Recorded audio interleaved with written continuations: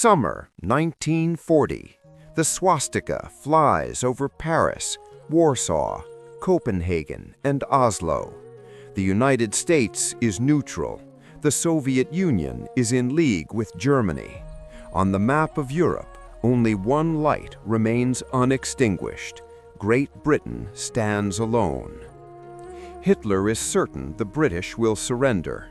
Why fight a hopeless war? But the British refuse to kneel. So the order is given for Operation Sea Lion, the invasion of England. But before German boots can step on British soil, the German Luftwaffe must destroy the Royal Air Force. The fate of the free world now hangs on a duel in the sky between thousands of Nazi bombers and a few hundred young British pilots. Hermann Göring, head of the Luftwaffe, promised Hitler he would crush the RAF in days. He had the numbers: 2,500 German aircraft against less than 700 British fighters. It was David versus Goliath. The attack began in earnest in August. Eagle Day. Wave after wave of German bombers blackened the skies over southern England. Their targets: RAF airfields, radar stations, and factories. Their goal: to blind Britain and smash its fighters on the ground. The pilots of RAF Fighter Command, flying the legendary Spitfires and Hurricanes, were pushed to the breaking point. They flew 4-5 sorties a day, landing only to refuel and rearm, often collapsing from exhaustion in their cockpits. But the Germans had underestimated British ingenuity. Britain had a secret weapon, not a bomb, but a network, a chain of tall steel towers along the coast called Chain Home: radar. While German pilots flew blind, searching for targets, British controllers knew exactly where the enemy was, how many there were, and how fast they were flying. This was the Dowding system. It allowed the RAF to scramble their limited fighters exactly when and where they were needed most, avoiding wasted patrols. The Germans felt like the British fighters were everywhere, appearing out of nowhere like ghosts. They were fighting not just men, but a machine of information.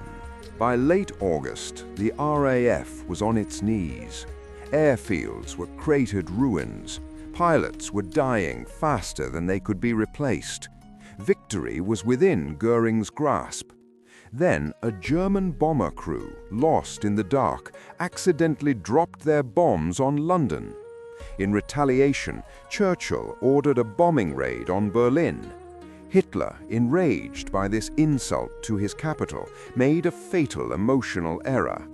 He ordered the Luftwaffe to switch targets, stop attacking the airfields, destroy London. It was a terrifying ordeal for the civilians, but it gave the RAF the breathing space they desperately needed to repair their bases and train new pilots. Hitler saved the RAF to destroy the city. For 57 consecutive nights, London burned. This was the Blitz. Thousands of civilians were killed. Families slept in subway stations deep underground. The city became a landscape of fire and rubble. But instead of breaking British morale, the bombing hardened it. The Blitz spirit emerged, a stubborn refusal to be terrorized. The Luftwaffe could destroy buildings, but they couldn't break the will of the people. And every night the bombers came to London, the RAF fighters were resting, repairing, and waiting for the sun to rise to hunt them down again.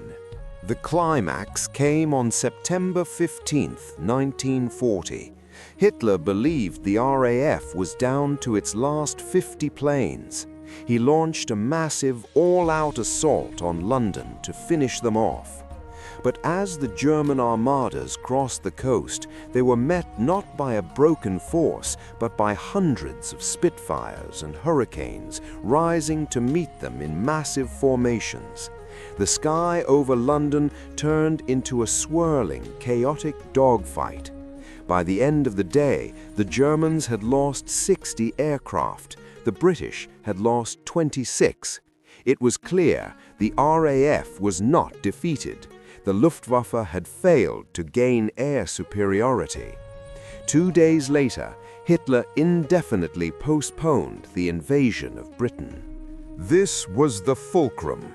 For the first time, Hitler's war machine had been stopped. The myth of Nazi invincibility was broken. Britain remained an unsinkable aircraft carrier on the edge of Europe, a base from which liberation would one day come.